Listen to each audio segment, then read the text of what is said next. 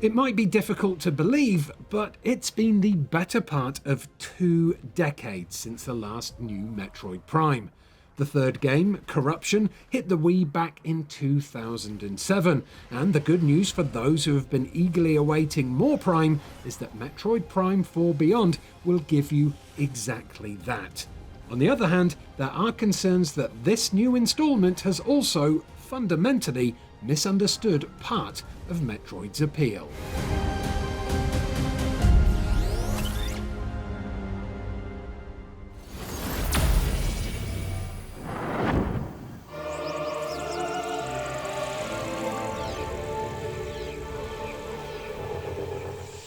Unpacking all of that is messy, so let's start with the fundamentals. Those are more pleasing. Across a 1-hour hands-on preview session, we got to see Metroid Prime 4's dramatic and cinematic opening, plus what is plainly the game's first proper world, or dungeon, or whatever you want to call it. The old Prime terminology doesn't seem to strictly fit Prime 4, thanks to some structural changes, which we'll get into shortly.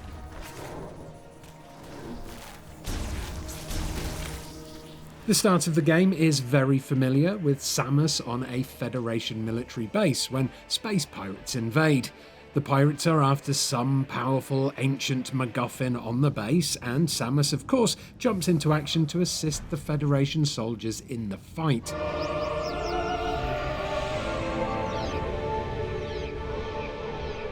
The second segment, however, initially places Samus alone in a strange location, though we don't actually know where or even when this is. We're tasked with weaving through the halls of what appears to be some long-forgotten temple or the like, solving puzzles and doing battle with deadly flora, fauna and beasts to clear a path.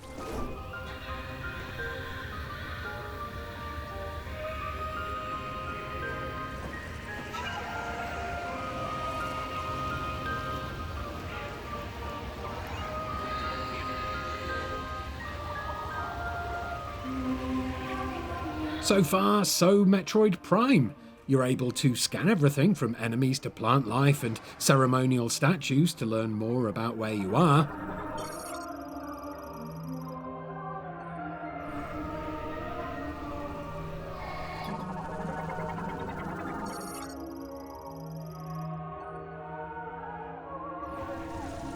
New for this game is Samus's psychic and telekinetic abilities, represented by her snazzy new purple visor and streaks of purple light channeled through her iconic suit. This is bequeathed to her by a mysterious, near-extinct new alien race who refer to her as the Chosen One, and these new abilities provide a suite of new combat and puzzle-solving skills.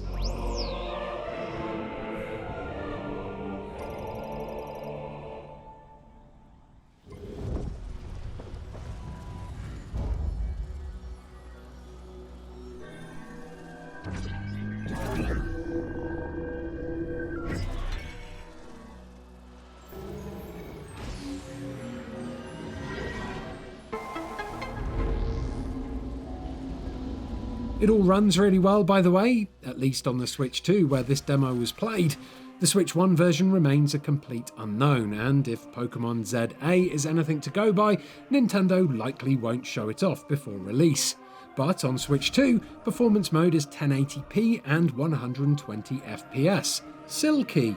On handheld, 120 FPS is retained, but the resolution gets bumped down to 720p, which looks fine on the Switch 2 screen.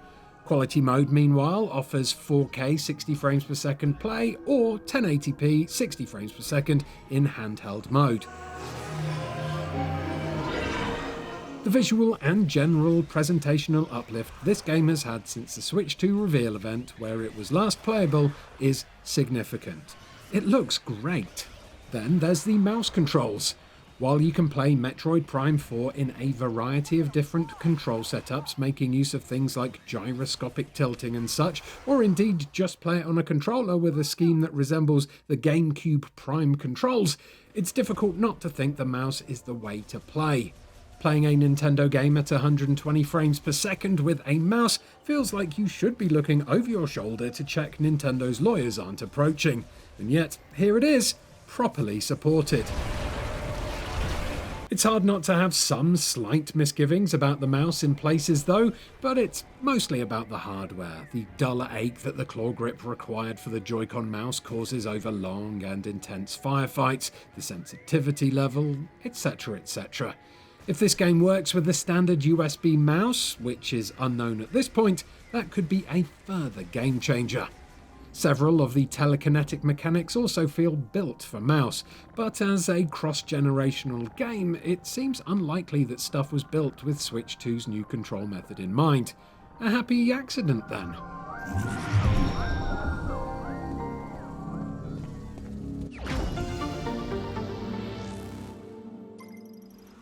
So, what about the game potentially missing the point of the Metroid franchise? Well, the joy of Samus has mainly been as a lone wolf in a hostile world. Metroid has always feasted on that atmosphere. It permeates every aspect of the series, from the 2D depths of Brinstar to Prime's narrative being largely delivered by optional and missable object scanning. But in Prime 4, Samus is surrounded by people, and the worry is that she is going to be on the receiving end of a lot of one-sided conversations.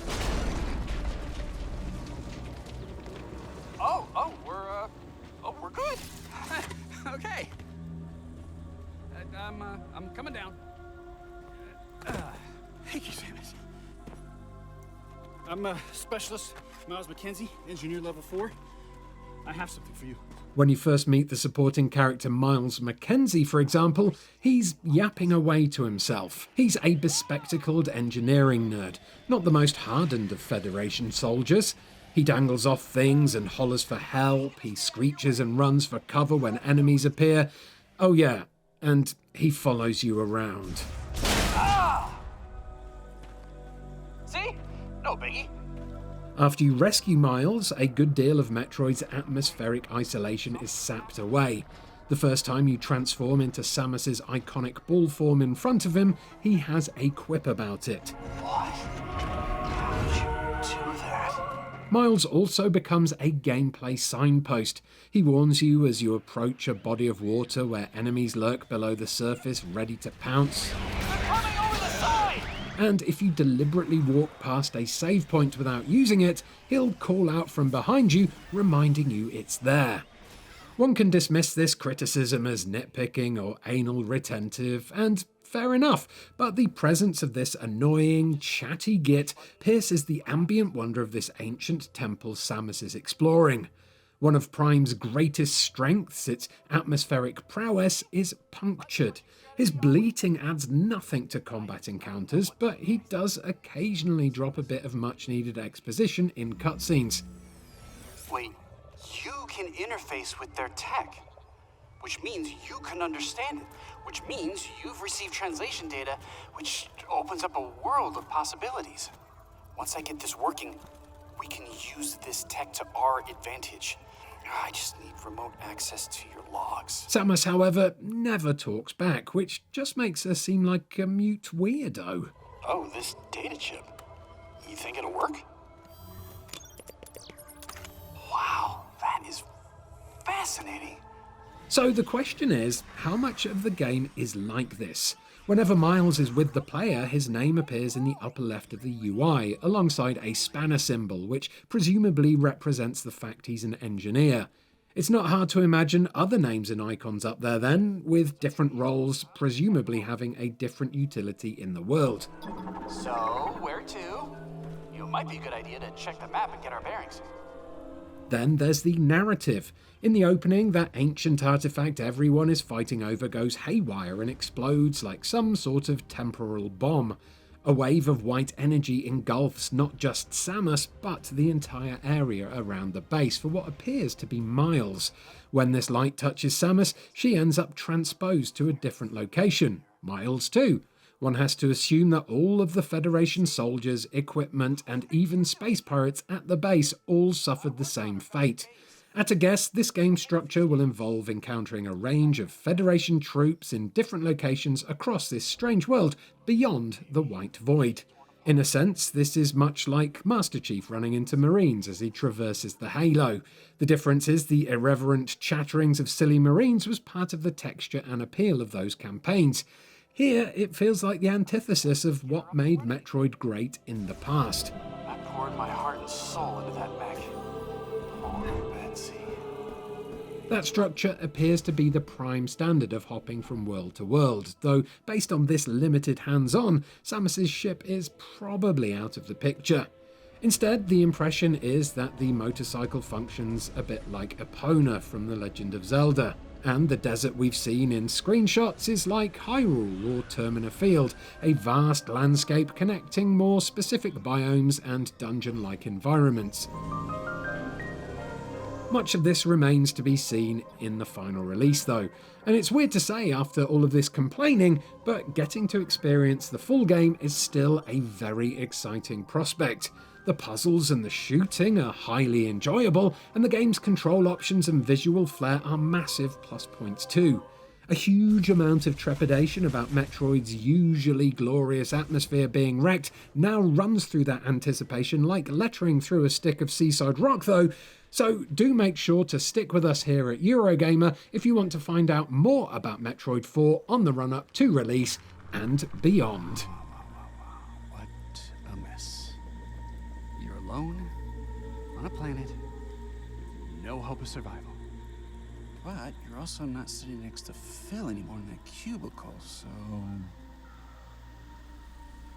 Win? Ugh. Thanks for watching this preview of Metroid 4. If you enjoyed it, please do give it a like, and of course, subscribe to Eurogamer for almost daily videos about video games. Goodbye. Samus? Samus Aran? Hey! Hey, Samus Aran! Oh, stop! Help me out! Oh! Please get me down.